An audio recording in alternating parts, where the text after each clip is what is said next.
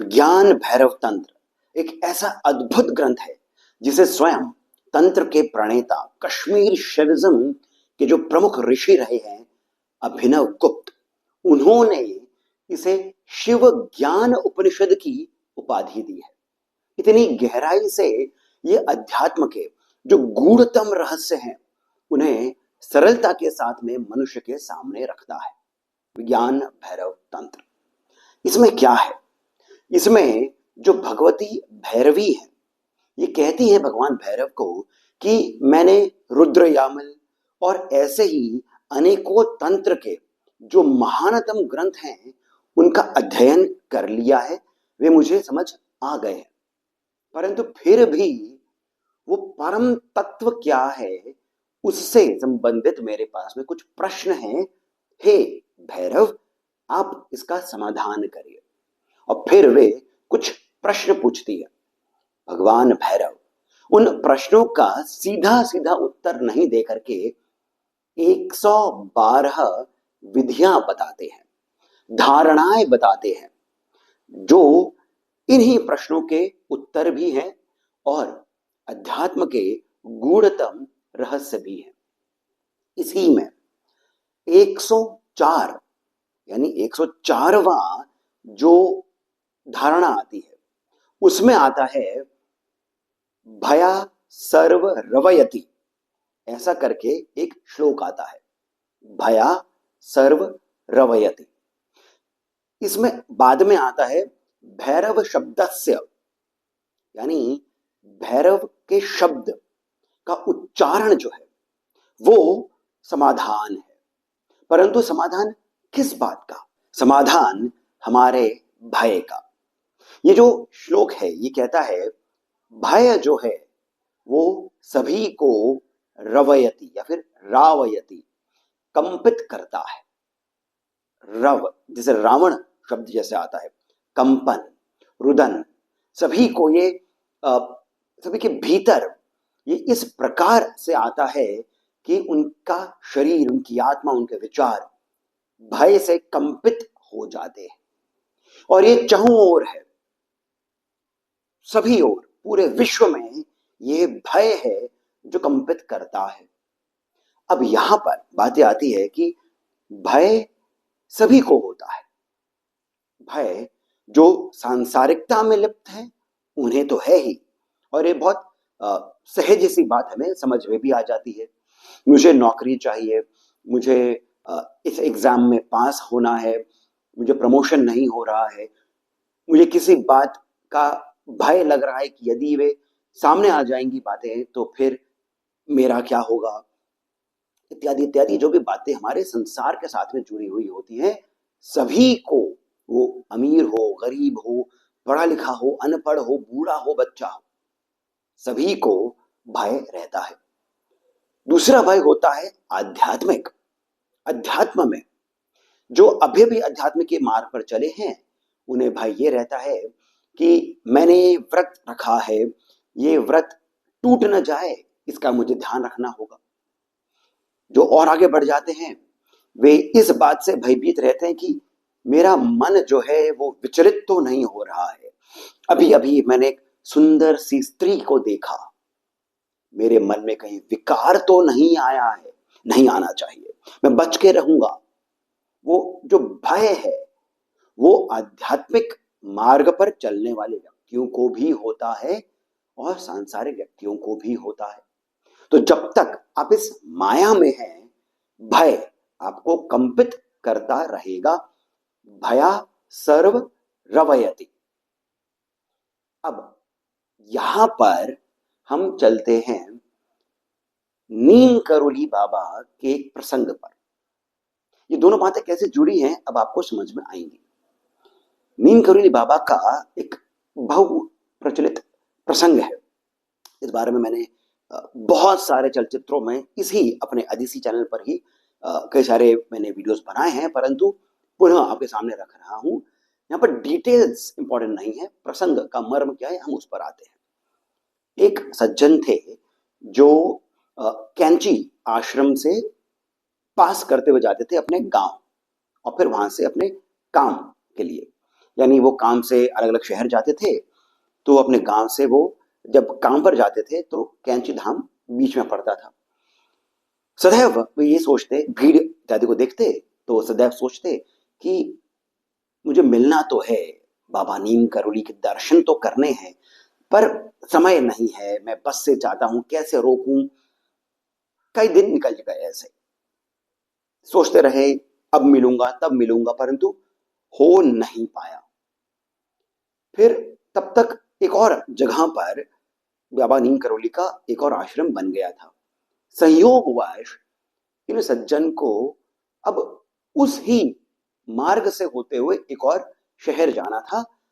जब ये जा रहे थे तब इन्होंने देखा कि बहुत भीड़ है, और इनको पता लगा कि बाबा नीम करोली जो हैं वे अभी इसी आश्रम में कुछ दिनों के लिए ठहरे हुए हैं। परंतु इनकी दुविधा तो वही थी, कैसे रुके, कैसे उतरे, कैसे मिलने जाएं, समय नहीं है इनके पास। तब इनके मन में एक विचार आया, वो ये था कि संत जो होते हैं वे देवता ही होते हैं, और यदि बाबा नीम करोली जो हैं ये संत हैं, सिद्ध हैं, तो इन्हें मेरी बात, मेरी ये जो असमंजस की स्थिति है इसका भान होगा, और वे स्वयं ही मुझे दर्शन दे देंगे यदि वे सिद्ध हैं तो। ऐसा इन सज्जन के मन में विचार आया।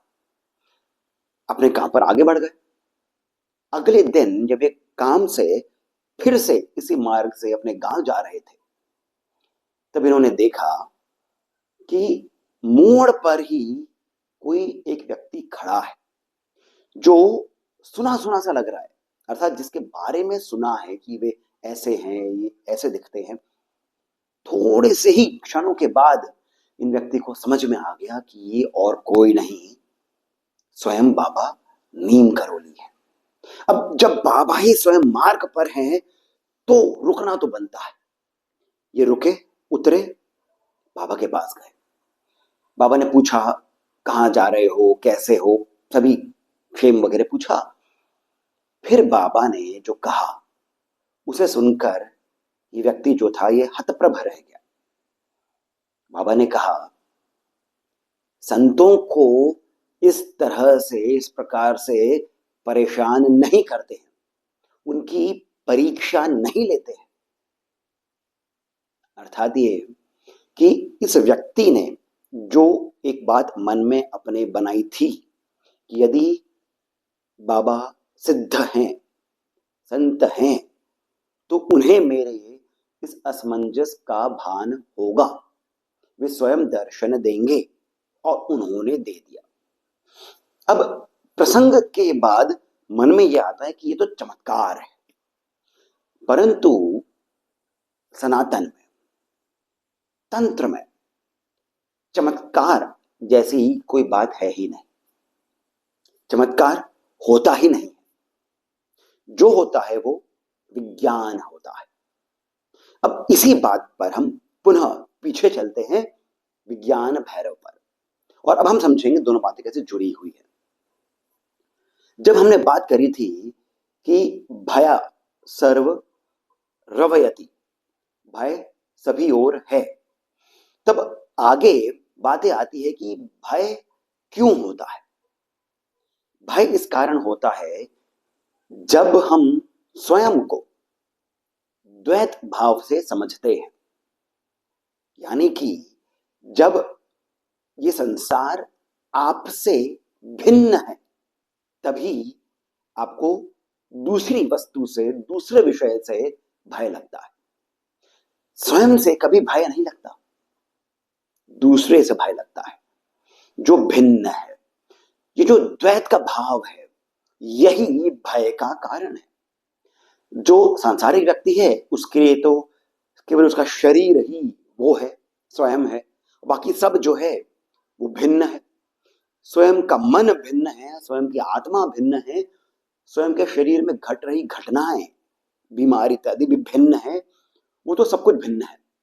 परंतु जो आध्यात्मिक मार्ग पर है वो यदि ज्ञानी नहीं है, यदि उसे ज्ञान नहीं है, तब ये संसार भी उससे भिन्न है, उसका इष्ट, उसका देवता भी उससे भिन्न है, वो परब्रह्म भी उससे भिन्न है। तो द्वैत का भाव ही आपको भय प्रदान करता है। और यहीं पर ही इसी श्लोक में बाद में बताया है, भैरव शब्दस्य संतत उच्चार, यानी सतत उच्चारण भैरव शब्द का इस भय से मुक्ति दिलाता है। अब रहस्य यह आता है कि भैरव शब्द, इसमें ऐसा क्या है? तब इसकी परिभाषा जो आती है वो ये कि भ या फिर भा, ये जो वर्ण है ये चैतन्य का प्रकाश दर्शाता है।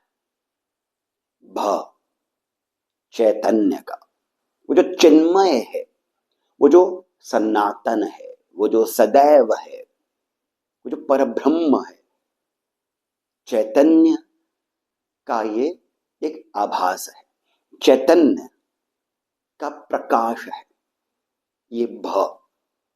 और ऐ जो है, ये जो भैरव में ऐ आता है, ये क्रिया शक्ति है। एक और शब्दों में अगर यदि हम इसे समझें तो बात आती है कि भ या फिर भा जो है ये ज्ञात शक्ति है, और ऐ ये क्रिया शक्ति है। इससे क्या होता है कि वो जो महाशिव है, जो परब्रह्म है, वो संसार को अपने प्रकाश से उसको ये प्रकाश देकर विमर्श कराता है। अब यहां पर एक और शब्द आता है, विमर्श। तंत्र में शिव शक्ति को प्रकाश और विमर्श बताया है। प्रकाश जिससे हम ये संसार देख सकते हैं, जिससे हम संसार देख सकते हैं वो ज्ञान हो गया, और विमर्श, वो ज्ञान किसका? वो विमर्श है।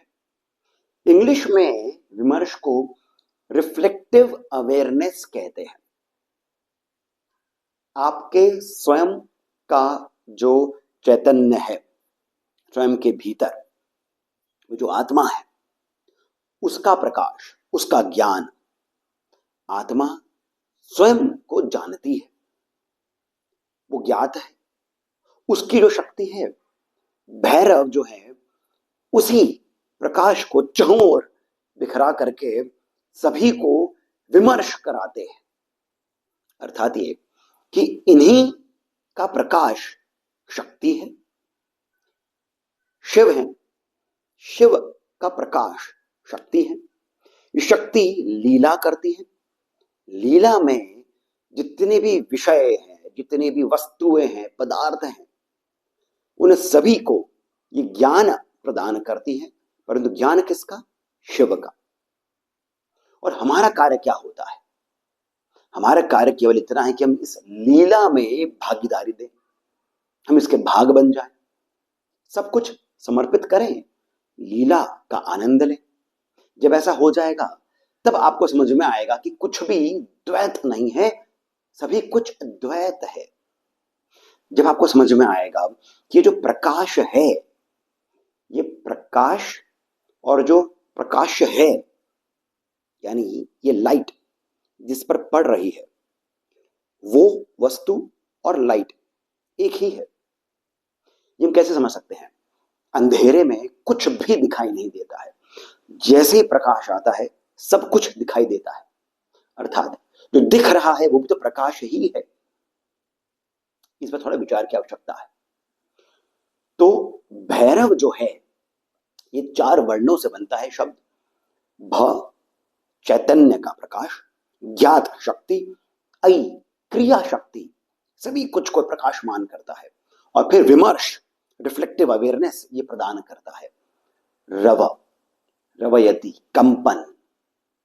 जब आपका भय आपको कंपित करता है तो फिर भैरव का ध्यान आपको अद्वैत के साथ में योग करा करके द्वैत से उत्पन्न भय को शांत करता है। ये भैरव शब्द की बहुत ही गूढ़ और सुंदर सी परिभाषा है जो विज्ञान भैरव तंत्र में 104 जो श्लोक है उसमें आता है। यानी कि इसका हम यदि चिंतन करें, इसी बात पर विमर्श करें, तब ऐसा कहा जाता है इसी तंत्र में कि जो साधक है, जो योगी है, वो शिव स्वरूप ही हो जाता है। संसार में रहते हुए हम चिंतन नहीं करते हैं, चिंता अवश्य करते हैं। चिंतन की आवश्यकता है, चिंता की नहीं। अब इसी बात पर हम पुनः चलते हैं बाबा नीम करोली के उस प्रसंग पर। चमत्कार, जैसे मैंने कहा था, चमत्कार नाम की कोई चीज, कोई वस्तु विषय है ही नहीं, सब विज्ञान है। जैसे अभी हमने बात करी विज्ञान भैरव तंत्र से जुड़ी हुई। बाबा नीम करोली अवतार थे, हैं, सिद्ध है, परंतु सिद्ध क्या है? उन्होंने उस अद्वैत के साथ में योग स्थापित करके स्वयं उस शक्ति को जागृत किया अपने भीतर। इसी कारण वे सिद्ध हो गए।